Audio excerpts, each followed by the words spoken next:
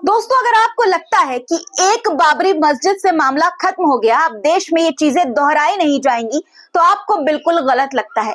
मुसलमानों की मस्जिदों पर बार बार दावा किया जाएगा, उन्हें बार बार परेशान किया जाएगा, उन पर बार बार इल्जाम लगाए जाएंगे, क्योंकि आज यही हमारे देश की हकीकत बन गई है और यही हमारे देश का न्यू नॉर्मल बन गया है। जामा मस्जिद को शहीद किया गया, मुसलमान चुप रहा, सब्र कर लिया। काशी और मथुरा पर बात आई, मुसलमान चुप रहा, कानून पर भरोसा किया, सब्र कर लिया। लेकिन अब इन सब के बाद उत्तर प्रदेश के संभल की जामा मस्जिद का मामला भी कोर्ट पहुंच गया है। कल जिला अदालत में याचिका दायर की गई और इतनी जल्दबाजी थी जज साहब को कि हाथों हाथ याचिका को स्वीकार कर लिया, तुरंत सर्वे का आदेश जारी कर दिया और इसके बाद रातों रात एडवोकेट कमीशन की टीम ने पुलिस और प्रशासनिक अधिकारियों की मौजूदगी में मस्जिद के अंदर सर्वे कर डाला। इतनी जल्दबाजी, सोचिए दोस्तों, जामा मस्जिद को लेकर क्या दावा किया गया है और सर्वे के दौरान क्या क्या हुआ, आज की इस खबर में सब कुछ आपको बताऊंगी और इसके साथ ही आपको दिखाऊंगी कि किस तरह से मुसलमानों के साथ हर जगह ज्यादती की जा रही है, उन्हें परेशान किया जा रहा है, उन्हें प्रताड़ित किया जा रहा है, उनके मतदान के अधिकारों को उनसे छीनने की कोशिश की जा रही है। एक एक चीज आपको दिखाऊंगी कि किस तरह से मुसलमानों को, महिलाओं को खास तौर पर पुलिस लाठी से मार रही है। सब कुछ आपको दिखाऊंगी, बस आपको एक काम करना है, वीडियो में अंत तक बने रहना है। आदाब, नमस्कार, मेरा नाम है मिसबा खान और आप मुझे द पिलर इंडिया पर देख रहे हैं। दोस्तों, कल सुबह तक सब कुछ बिल्कुल ठीक था, लेकिन सुबह ढलते ही, दोपहर आते ही अचानक से उत्तर प्रदेश के संभल में जामा मस्जिद को लेकर विवाद शुरू हो गया। हिंदू पक्ष ने मस्जिद की जगह श्री हरिहर मंदिर होने का दावा ठोक दिया। कैला देवी मंदिर के महंत ऋषिराज गिरी ने संभल की जामा मस्जिद के हरिहर मंदिर होने का यह दावा किया है। दोस्तों, उन्होंने कल ही ज्ञानवापी मस्जिद मामले में वकील रहे विष्णु शंकर जैन के साथ कोर्ट में वाद दायर किया। कुल 8 लोगों की ओर से मंगलवार को सिविल जज सीनियर डिवीजन में वाद दायर किया गया है। सिविल जज सीनियर डिवीजन आदित्य सिंह की अदालत में जामा मस्जिद की जगह पर पूर्व में हरिहर मंदिर होने का यह दावा पेश किया गया। दोस्तों, इस मामले में केंद्र सरकार, राज्य सरकार और ASI के अलावा जामा मस्जिद को पक्षकार बनाया गया। याचिका आई और तुरंत जज साहब ने हाथों हाथ याचिका को स्वीकार भी कर लिया। मामला यहीं पर नहीं रुका, तुरंत सर्वे का आदेश जारी कर दिया गया। प्रशासन जज महोदय से भी ज्यादा व्याकुल था, इसलिए तुरंत ही सर्वे के लिए एडवोकेट कमीशन की टीम पूरे पुलिस के बंदोबस्त के साथ सर्वे के लिए मस्जिद भी पहुंच गई। करीब 2 घंटे तक टीम मस्जिद के अंदर रही। इस दौरान चप्पे चप्पे की फोटोग्राफी और वीडियोग्राफी करवाई गई। सर्वे के दौरान मस्जिद के बाहर भारी संख्या में लोग जमा हो गए। माहौल क्या था, आप तस्वीरों में दोस्तों देख पा रहे होंगे कि किस तरह की भीड़ जमा हुई है और मस्जिद के अंदर सर्वे की जो टीम है वो जा रही है।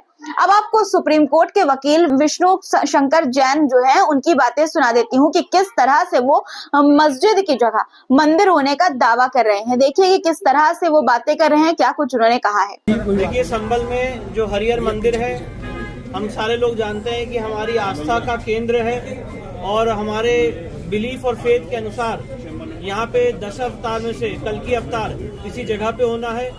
1529 में बाबर ने इस जगह को, मंदिर को तोड़ के यहाँ पे तथाकथित मस्जिद के रूप में कन्वर्ट करने की कोशिश की थी और आज उसी के लिए यहाँ पे दावा पेश किया गया है, क्योंकि ये एक ASI प्रोटेक्टेड एरिया है और ASI प्रोटेक्टेड एरिया में किसी भी तरह का अतिक्रमण नहीं हो सकता है।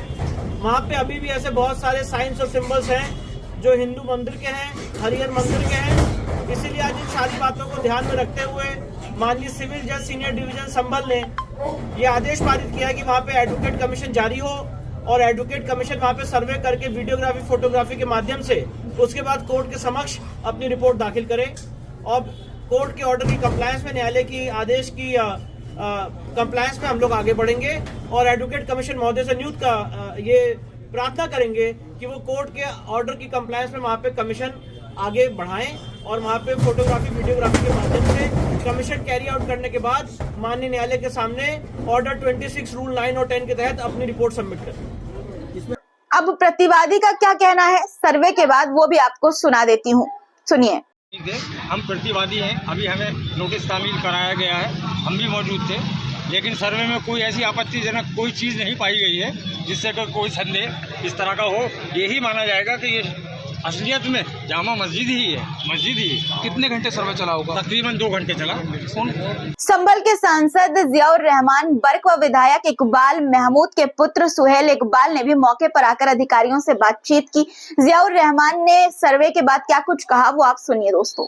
देखिए, ये जामा मस्जिद संभल की ऐतिहासिक जामा मस्जिद है और ये कोई अभी नहीं, 10 साल पुरानी मस्जिद है।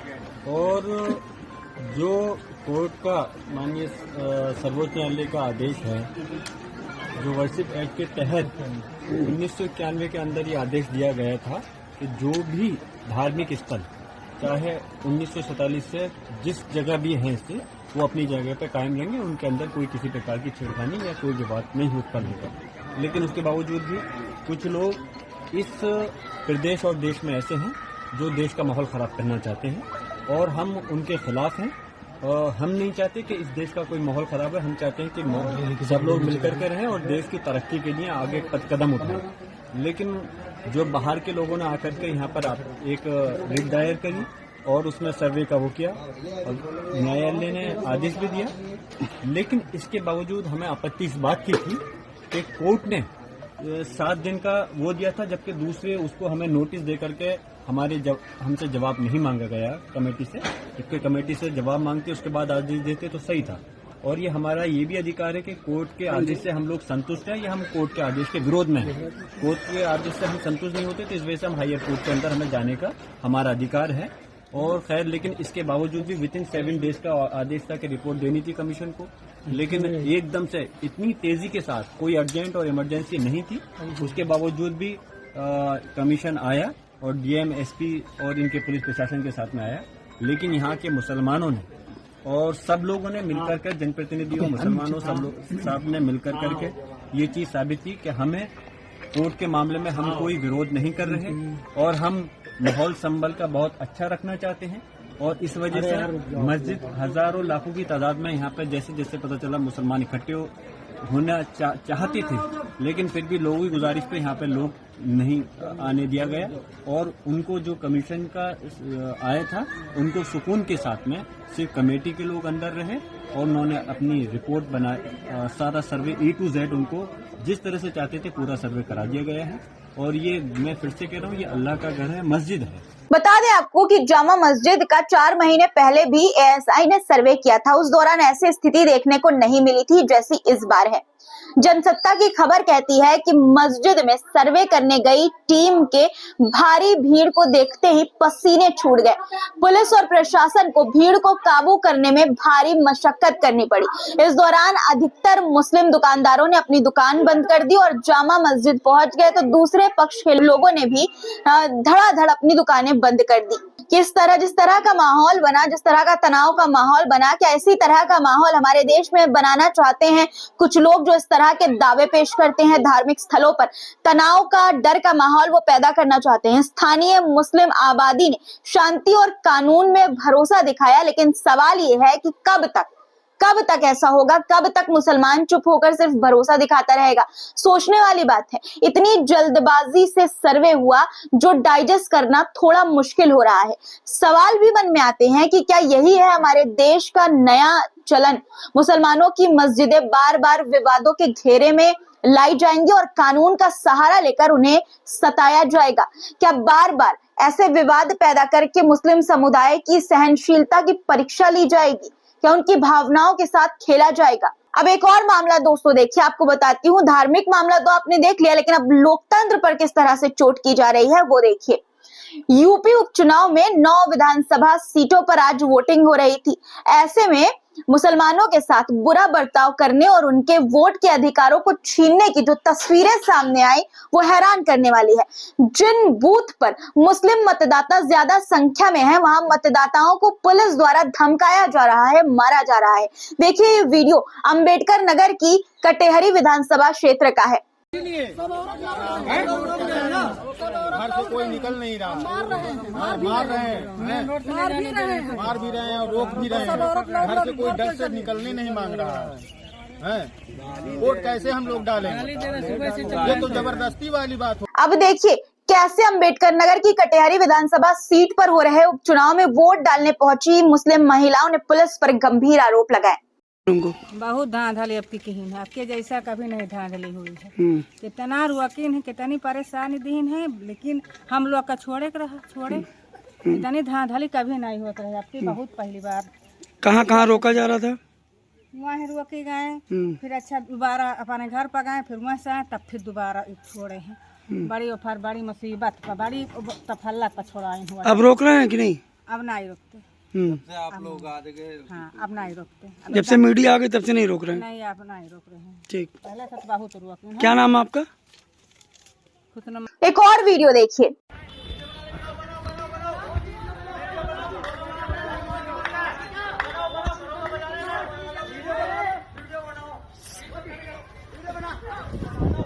सारी औरतों को इन्होंने पीट दी गांव की।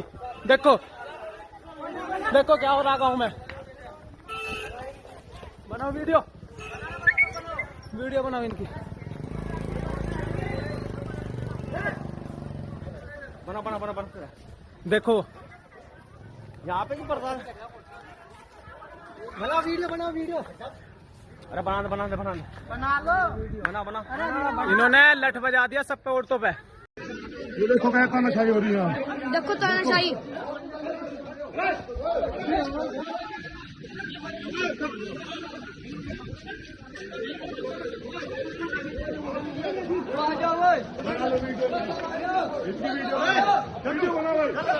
यह वीडियो यूपी के मुजफ्फरनगर की मीरापुर विधानसभा का है। पुलिस ने मतदाताओं को प्रताड़ित किया, महिलाओं पर लाठी चलाई।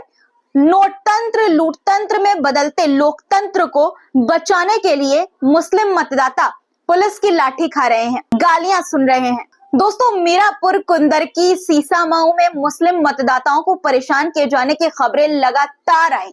लोकतंत्र को सरकारी मशीनरी लगातार लूट रही है। दोस्तों, लूटा जा रहा है। ये वीडियो देखिए, आपकी स्क्रीन पर वीडियो है दोस्तों कि किस तरह से मुस्लिम समाज के लोग विरोध कर रहे हैं क्योंकि उन्हें वोट डालने नहीं दिया जा रहा था। देखिए वीडियो। ये हमारा देश संविधान से चलता है। इस तरीके से तो देश का नाश हो जाएगा, काम खराब हो जाएगा भाई। ये हमारी कटौली गाँव में और कहीं बिल्कुल डालने दे रहे किसी तरह भी, वोट नहीं डालने दे रहा प्रशासन बिल्कुल भी। और कोई यह वीडियो भी मीरापुर विधानसभा क्षेत्र का है। संभल की कुंदर की विधानसभा सीट पर कई जगहों से वोट न डालने देने की शिकायतें दोस्तों लगातार सामने आई। मतदाताओं ने आरोप लगाया कि फर्जी पर्ची होने के बाद भी उन्हें वोट नहीं डालने दिया जा रहा है। सुनिए। अभी आए हैं कोई और उन्होंने अंदर जा रही है, उन्होंने ईवीएम पे मैंने बटन दबाया था तो उन्होंने मेरा वोट चेक करा, बोली काहे का बटन दबाया। जो अंदर है कौन है वो, जो पता नहीं प्रभारी है या क्या है, उनका मैं वोट डाला है। अंदर ईवीएम पे खुद गई थी वो देखने, बोले आपने साइकिल का बटन दबाया है। मुझसे बोला ये चीज वोट नहीं डालने किसी को, पब्लिक लौट जा रही है वापस लाइन में से। कौन सा गांव है? ग्राम पंचायत सीकरी। हाँ, जिसे पर्ची दी है छोटी वाली उसका वोट पड़ रहा है खाली बस, और किसी को वोट नहीं पड़ रहा। कहाँ दे रहे? बताओ उन्हें ईवीएम तलक की देखने की अलाउ है। जो बटन दबा रहे हैं उसे जाके देख रहे हैं, आ जाके लोग। वो कहाँ मिल रही है छोटी पर्ची? देखो जो छोटी पर्ची, छोटी बोले छोटी पर्ची लेके आओ। वही मिल रही है। वो कौन दे रहा? वो नेता वही दे रहे, जो भी जानने नहीं दे रहे कोई। वो एजेंट आप देखो, जाके देखो। आपने वोट नहीं डाला? नहीं डाले? ये आइडिया नहीं डाला, मना कर रहे हैं जी, लौटा लिया पुलिस। कानपुर की सीसमऊ विधानसभा में पुलिस इंस्पेक्टर चमनगंज दिनेश प्रताप सिंह ने मतदाता को लाठी मारकर लहूलुहान कर दिया। देखिए आप वो क्या कह रहे हैं। इधर आओ। इनका वीडियो बना, वीडियो हम अपनी फैमिली को लेके जाए वोट डालने के लिए जी। हमको समझ कर देखो, रोक के मारा का हट जाए। दोस्तों, इन सब चीजों को देखने के बाद बस एक ही सवाल मन में उठता है कि अगर यही सब कराना था तो चुनाव ही क्यों कराए गए? बिना चुनाव के ही सर्टिफिकेट दे दिए जाते। दोस्तों, इन घटनाओं के बीच अखिलेश यादव का बयान भी सामने आया है। उन्होंने क्या कहा आप खुद सुनिए। हमारे लोग सारे वीडियो फोटो इकट्ठे कर रहे हैं और गड़बड़ी में जिस जो पुलिस प्रशासन लिप्त है उन लोगों के नाम और पदनाम भी हम लोग जानकारी कर रहे हैं। मैंने अपने समाजवादी साथियों से कहा है कि सारे वीडियो और फोटो इकट्ठे करें और गड़बड़ी में लिप्त पुलिस और प्रशासन के लोग उनके नाम और पदनाम भी जानें। किसी को भी बख्शा नहीं जाएगा। इस चुनाव का परिणाम तो हमारे पक्ष में ही आएगा, लेकिन कल को कोर्ट का फैसला इन बेईमान अधिकारियों के खिलाफ ही आएगा। दोस्तों, ये सारी चीजें, ये सारी घटनाएं हमें सोचने पर ये मजबूर करती हैं कि हमारा लोकतंत्र किस दिशा में जा रहा है। जहां एक तरफ जहां पर धार्मिक स्थलों को लेकर विवाद खड़े किए जा रहे हैं, वहीं दूसरी तरफ लोकतंत्र की सबसे बुनियादी प्रक्रिया वोटिंग, मतदान को भी डर और दबाव का शिकार बनाया जा रहा है। मुसलमानों को बार बार परेशान किया जा रहा है, लगातार परेशान किया जा रहा है, चाहे मस्जिदें हो, उनके अधिकार हो या फिर उनके वोट हो। सब पर दोस्तों उंगलियां उठाई जा रही हैं, सब पर सवाल खड़े किए जा रहे हैं, सबको निशाना बनाया जा रहा है। सवाल यह है कि क्या यह हमारे संविधान और लोकतंत्र के मूल्यों के खिलाफ नहीं है? क्या कानून और प्रशासन का काम लोगों को सुरक्षा और न्याय देना नहीं है? लेकिन लग तो ऐसा रहा है दोस्तों कि शासन और पुलिस प्रशासन सब लोकतंत्र की धज्जियां उड़ाने में मिलकर एक साथ लगे हुए हैं। आपकी क्या राय है दोस्तों, इस पर कमेंट में जरूर लिखिएगा और मेरी बातों से अगर आप सहमत हो तो वीडियो को ज्यादा से ज्यादा शेयर करिएगा और चैनल को सब्सक्राइब करना बिल्कुल भी मत भूलिएगा। दोस्तों, चैनल को शेयर, आवाज उठाना हमारी जिम्मेदारी है, सच के लिए खड़े होना हमारी जिम्मेदारी है, लेकिन वीडियो को शेयर करके इन बातों को फैलाना आपकी जिम्मेदारी है। इसलिए अपनी जिम्मेदारी निभाइए, क्योंकि हम अपनी जिम्मेदारी बाखूबी निभा रहे हैं। दोस्तों, फिर मुलाकात होगी आपसे कुछ नए मुद्दों के साथ। तब तक के लिए खुदा हाफिज।